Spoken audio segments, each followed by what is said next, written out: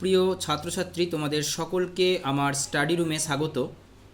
দশম শ্রেণীর গণিত প্রকাশ সাবজেক্ট থেকে কোষে দেখি 1.3 এর 4 নাম্বার দাগের অঙ্কটি আজকে তোমাদের জন্য সলভ করে আপলোড করতে চলেছি। তোমরা সময় মতো ভিডিওটি দেখে নেবে। তো প্রশ্নটি একবার পড়ে নাও। দুটি স্থানের মধ্যবর্তী দূরত্ব 200 কিমি।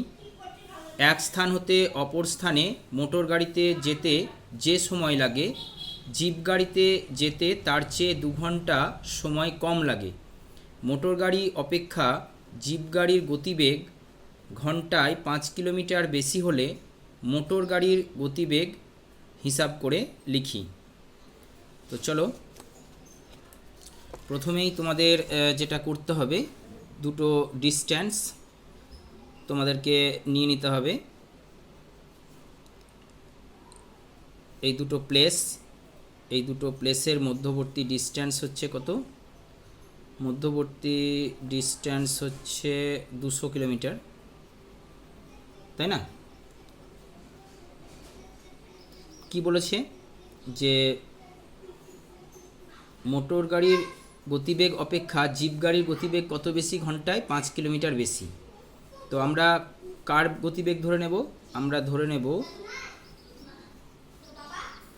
মোটর গাড়ির গতিবেগ।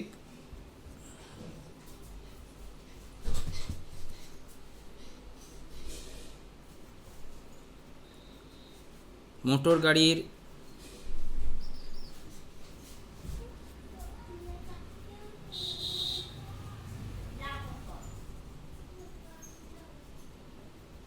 গতিবেগ কত ধরবো আমরা? x কিমি পার আওয়ার। অতএব বা দেয়ারফোর জিপ গাড়ির গতিবেগ, এগুলো ডট ডট দিয়ে দেবে, x প্লাস 5 কিমি পার আওয়ার। ঠিক আছে? তো এরপর তোমাদের কি করতে হবে? 200 কিলোমিটার যেতে কত সময় লাগবে সেটা কিন্তু আমরা বের করে নেব। ঠিক আছে?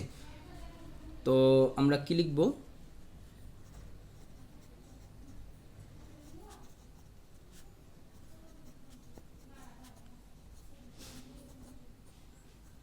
মোটর গাড়িটি x কিমি যায়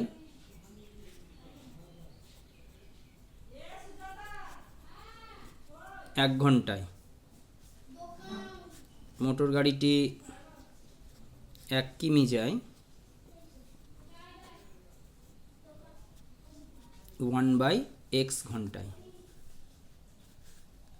দেয়ারফোর মোটর গাড়িটি 200 কিমি যায় 200/x ঘন্টায়। অনুরূপভাবে আমরা লিখব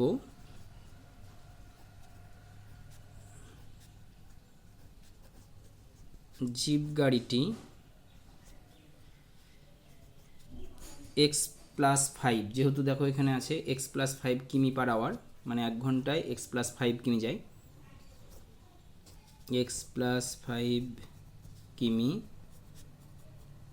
যায় 1 ঘন্টায়। ঠিক আছে? দেয়ারফোর জিপ গাড়িটি 1 কিমি যায় 1/x প্লাস 5 ঘন্টায়। দেয়ারফোর জিপ গাড়িটি 200 কিমি যায় 200/x প্লাস 5 ঘন্টায়। এরপর কি করতে হবে? শর্তানুসারে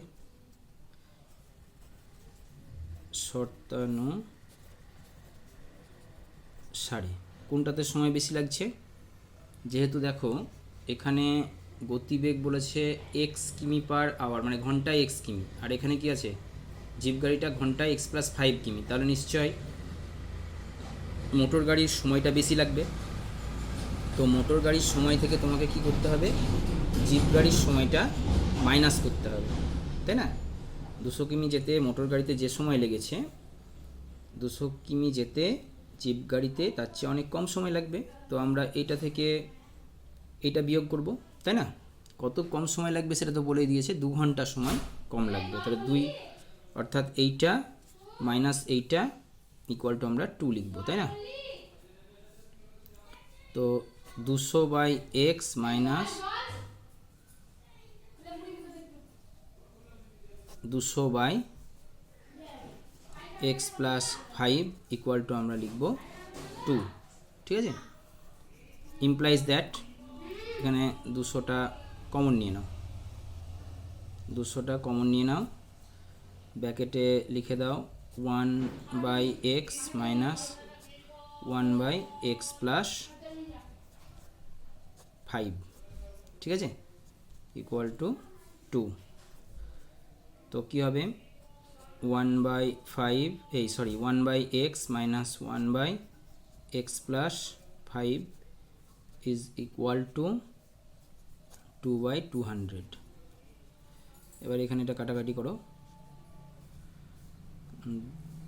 1 হবে এটা, এটা হবে 100, ঠিক আছে?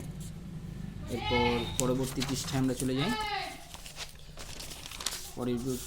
পরবর্তী পৃষ্ঠায় চলে এসেছি। আমরা এবার লিখে নেব আগের যে সমীকরণটা আমরা কি পেয়েছিলাম,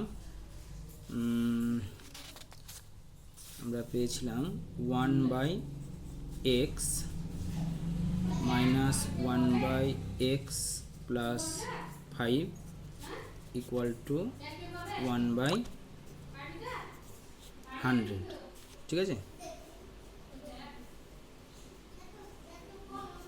1/100।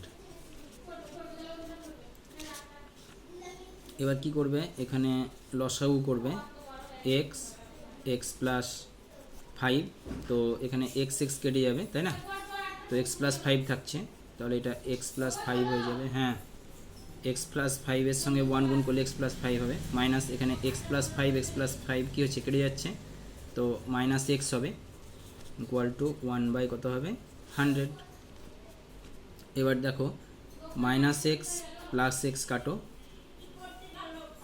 তাহলে 5 হলো x² প্লাস 5x, এটা গুণ করে নিলাম, এক্সের সঙ্গে এক্স গুণ করলে x², এক্সের সঙ্গে 5 গুণ করলে 5x, ঠিক আছে, ইকুয়াল টু 1/100।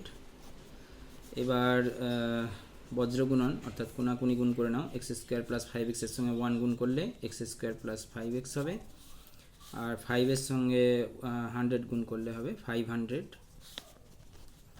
এবার x² প্লাস 5x লিখে নাও, মাইনাসটা ওই দিক থেকে নিয়ে এসো, অর্থাৎ 500কে নিয়ে এলে পরে এইদিকে কী হয়ে যাবে, মাইনাস হয়ে যাবে, এইদিকে কিছু নেই মানে শূন্য থেকে গেল।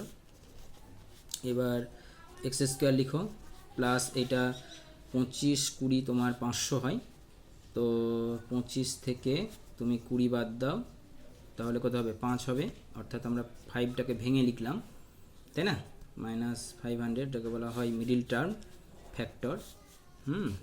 তো এবার x² plus 25x minus 20x, অর্থাৎ 25 এর সঙ্গে x গুণ করলে 25x, মাইনাস হচ্ছে প্লাসে মাইনাসে মাইনাস, 20-র সঙ্গে x গুণ করে 20x, মাইনাস কত 500 equal to 0। x common now, x plus 25 minus 20 common now, x plus 25 equal to 0। এখানে দেখো দুটো একই হয়ে গেছে এবং এটা হবেই, না হলে তোমার অঙ্ক ভুল হবে। তো x প্লাস 25টা আমরা একটা ব্র্যাকেটে নিয়ে নিলাম, দুটোর মধ্যে একটা কমন, আর বাকিটা x মাইনাস 20টাকে আর একটা ব্র্যাকেটে ভরে দিলাম। এবার দেখো দুটোর গুণফল যদি 0 হয় তো প্রত্যেক যে কোনো একটার গুণফল 0 হবে, তো x প্লাস 25 ইকুয়াল টু 0 হবে, অথবা x মাইনাস 20 ইকুয়াল টু কত হবে, 0 হবে। এদিকটা বের করে নাও, x সমান হবে মাইনাস 25, হ্যাঁ যায়, x ইকুয়াল টু 20 হবে। ঋণাত্মক মানটি গ্রাহ্য নয়, ঠিক আছে। যেহেতু ঋণাত্মক মানটি গ্রাহ্য নয়, তো x ইকুয়াল টু 20 এই মানটা গ্রাহ্য, কারণ কখনোই দূরত্ব বা গতিবেগ এগুলো ঋণাত্মক হতে পারে না, তাই না। তো আমাকে চেয়েছে কি মোটর গাড়ির গতিবেগ, অতএব লিখে দেবো মোটর দেয়ার ফর আর কি, এটাকে দেয়ার ফর চিহ্ন বলা হয় বা অতএব বলি আমরা বাংলায়। মোটর গাড়ির গতিবেগ 20 কিমি/আওয়ার। Thank you for watching this video.